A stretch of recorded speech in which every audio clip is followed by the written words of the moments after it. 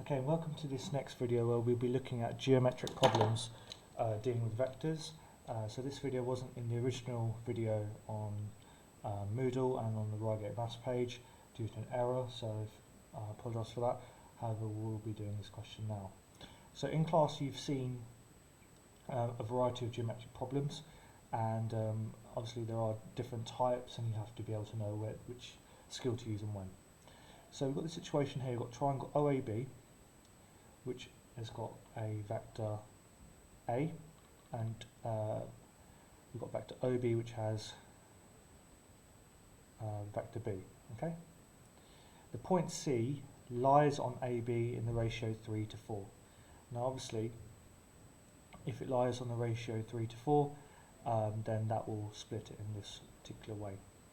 Okay. M is the midpoint of OB, so M is going to be halfway of OB, and the lines OC and AM intersect at the point X.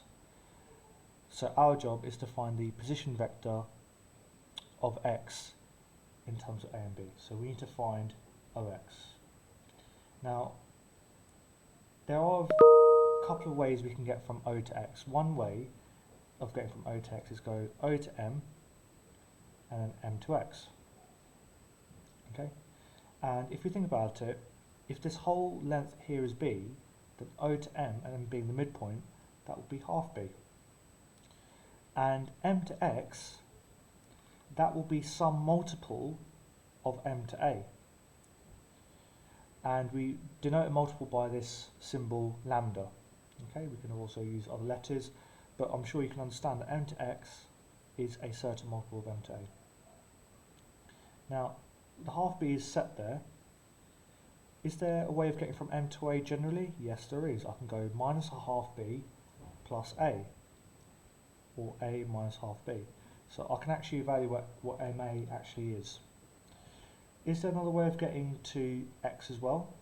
Well, yes, there is.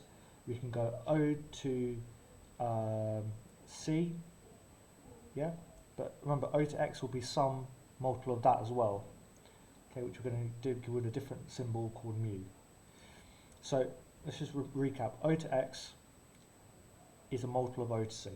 Okay. Now, how can I get from O to C generally? And to get from O to C, I can go O to A, which is just A, and I have to go 3/7 of AB. Okay. So if you know about ratios, this is 3 parts to 4, so the overall parts is 7. So 3 parts AB will get you from A to C. Now, how do you get from A to B? You get from A to B by doing minus A plus B, or B minus A. Okay. Over there. Right. Now, if I simplify that a bit more, by expanding the brackets, I can get to this stage here.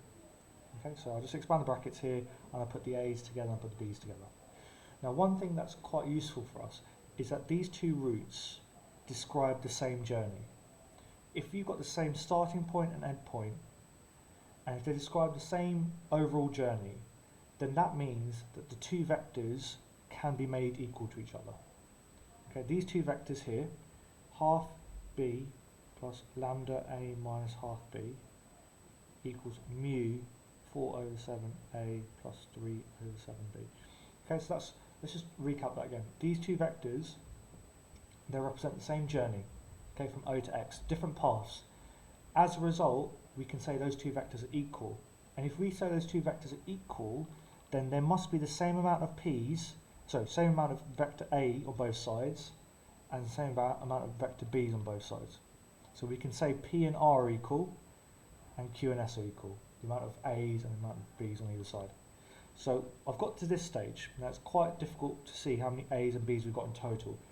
Okay, but one way of doing this would be just to sort of expand brackets. So if I expand the brackets, I've got lambda A plus half B minus half lambda b equals 4 over 7 mu a plus 3 over 7 mu b. So lambda a plus half minus half lambda b, factorise it out, equals 4 over 7 mu a plus 3 over 7 mu b. Now what I need to do here is analyse how many lots of a's and how many lots of b's we have. So I've got lambda lots of a here and 4/7 lots of mu here. So I can equate them. Okay. What else can I compare? Well, I've got the same number of b's here. Half minus half lambda b must be equal to 3/7. So once I've got these two lines, then what I can do is I can do a bit of substitution, simultaneous equations, and I can substitute 1 into 2. So I can substitute 4 over 7 mu in for lambda here, and what I'll get when I solve that is a mu value of 7 over 10. And once I've got a mu value of 7 over 10, I can then use that into here to get my overall O to the x vector. So I've got mu equals 7 over 10, therefore O to the x equals 7 over 10 lots of 4 over 7a plus 3 over 7b.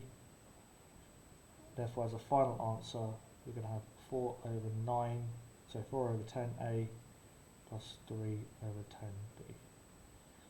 Okay, that is the final answer for O to the x.